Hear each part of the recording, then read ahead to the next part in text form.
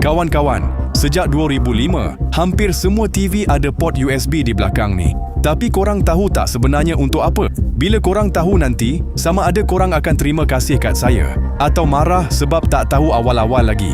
Ramai orang ingat ia untuk pen drive je, tapi ada kegunaan lain yang hampir tak ada orang tahu. Jadi simpan video ni sekarang, save dalam phone korang dan share dengan semua kawan-kawan. Sekarang saya tunjuk macam mana nak buat. Ambil kabel USB charger phone korang. Lepas tu, cari port USB belakang TV korang dan cucuk. Sudah tentu, hujung satu lagi korang cucuk kat phone juga. Buka browser, taip tag play games dan tekan pilihan pertama.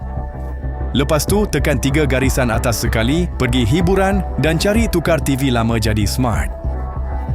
Buka artikel tu dan muat turun app dia. Dalam app tu, tekan sambung ke TV. Pilih sistem baru dan tunggu beberapa saat sampai phone dengan TV tersambung. Bila dah sambung, TV korang akan start sistem baru melalui kabel USB dan phone korang. Dan siap, kawan-kawan. TV lama korang sekarang dah ada sistem baru dan YouTube pun boleh guna dengan remote control.